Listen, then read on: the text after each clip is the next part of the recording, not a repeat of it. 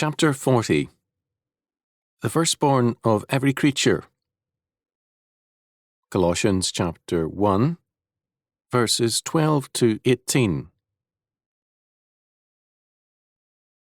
Giving thanks unto the Father, which hath made us meet to be partakers of the inheritance of the saints in light, who hath delivered us from the power of darkness, and hath translated us into the kingdom of his dear Son, in whom we have redemption through his blood, even the forgiveness of sins, who is the image of the invisible God, the firstborn of every creature.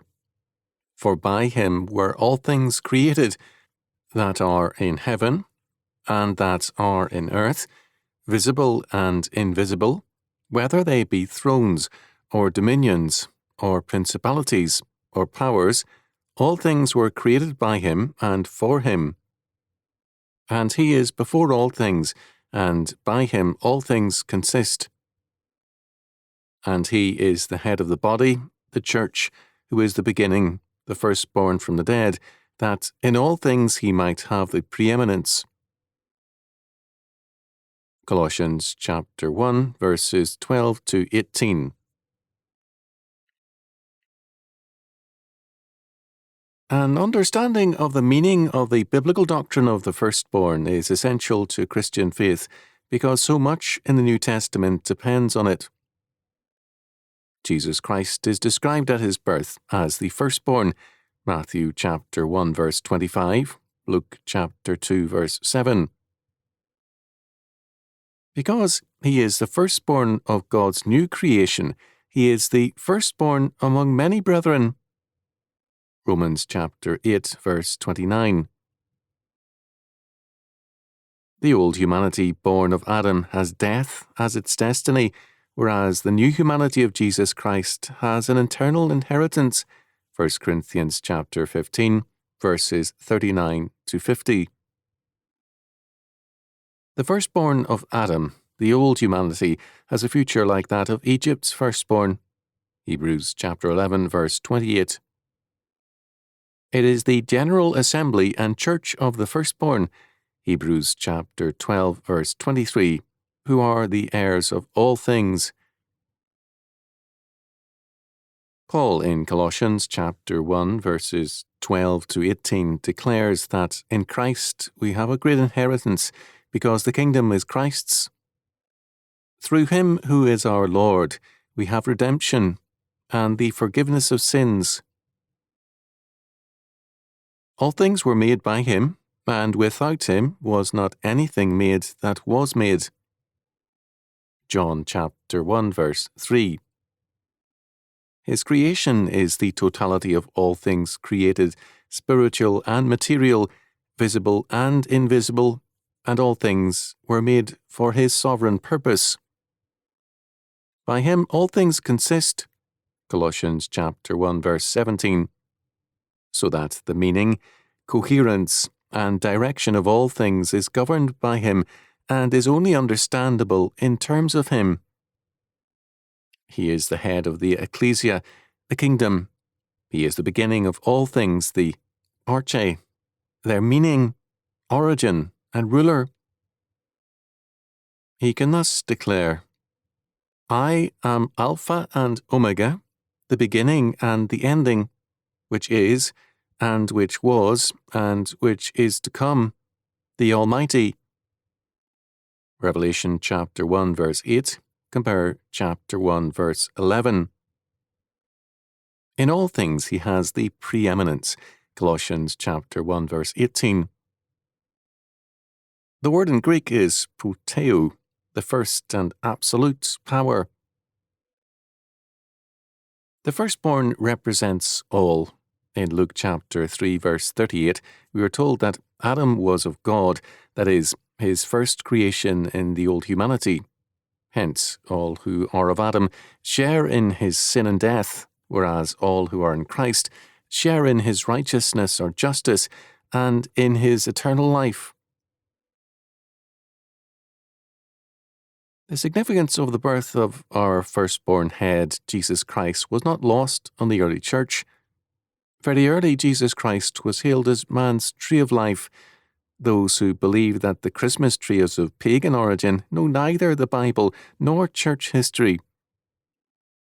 In Genesis and Revelation, the tree of life is a type of Christ, and evergreen trees have been used to typify the tree of life. St. Ephrem of Syria, died AD 378, wrote, "On this day, to us came forth the gift, although we asked it not. Let therefore alms bestow on them that cry and beg of us. 'Tis today that opens for us a gate on high to our prayer. Let us open also gates to supplicants that have transgressed, and of us have asked forgiveness." He said also of Christmas Day, "Blessed by the babe that made manhood young again today." For our present concern, St. Ephrem's statement tells us that this day is the firstborn feast, which, being born the first, overcometh all the feasts. The early church saw the fulfillment of the feast of the firstborn in the birth of Christ and in the celebration thereof. Also important to note in the emphasis by St. Ephrem, and not original with him, is the fact that Christmas, the feast of the firstborn, is a time for gifts. Having received the gift of Jesus Christ by God's grace, we must manifest grace by giving gifts to the needy. As we have seen, Jesus Christ is called the firstborn of God and of the new creation. By his resurrection, he became the firstfruits of them that slept. 1 Corinthians chapter 15, verse 20. So that both terms, firstborn and firstfruits, are applied to him and their meaning made plain in him. In the early church, at the time of communion, the first fruits of grapes and grains were offered. There was a recognized relationship between the firstfruits and the firstborn. Priority belongs to the Lord in every sphere. Hence, the firstfruits are given to the firstborn of God, Jesus Christ. The same is true of the tithe, the first tenth of our increase. It too is given to God with the recognition that the totality of our lives and increase belong to Him. All that we retain is to be used to live in terms of His covenant grace and law. Paul says that Christ is preeminent in all things because by Him all things consist. He is the cosmic Christ, Lord over all. Bruce, commenting on Colossians chapter 1 verse 16, said, "Christ then is prior to all creation and, as the firstborn of God, is heir to it all. But more, it was in Him that all things were created." The preposition in seems to denote Christ as the sphere within which the work of creation takes place. More commonly, the preposition through is used, denoting Him as the agent by whom God created the universe. In Colossians chapter 1 verse 18, Paul declares that Jesus Christ is the head of the body, the church, who is the beginning, the firstborn from the dead. The word church is in the Greek, ekklesias. It refers to Christ's kingdom, His new humanity in all its spheres. It is thus far more than the worshipping congregation. It is church, state, school, family, and every other sphere of life brought under His dominion. He is, as Creator, Lord of all.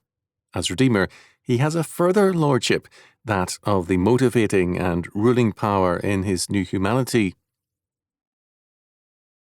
This headship is subject to the fact that He is before all things, and by Him all things consist. Colossians chapter 1 verse 17. Whereas a nation can continue its existence when the head of state dies, and the life of a family goes on when the father dies, the reverse is true here, and more. The life of all creation comes from the Lord's creating word. It is sustained in life by Him, in both its existence and the new humanity in its renewed life. Humanity and creation are absolutely and totally dependent on Him. Hence, Paul declares, "For by Him were all things created that are in heaven and that are in earth, visible and invisible, whether they be thrones or dominions, or principalities, or powers. All things were created by Him and for Him." Colossians chapter 1, verse 16. The Greek reads on auto, by Him, because, as John chapter 1, verse 4 declares, in Him was life. The sum of things, their every detail and totality found its being by His word. He created them. We are told that all things were and are His creation. This denies a division between the material and spiritual realms, such as Hellenic thought maintained. Thus, all things stand created through Him and for Him. The rights of the firstborn, therefore, set forth the priority of life. The world does not exist for our purposes, nor do we exist to serve ourselves. Our lives point beyond us, and our focus must be found in God's purposes in Christ. The right of the firstborn points to Christ's birth, life, death, and resurrection, to His creation of a new humanity, and to His redemptive purpose for all creation.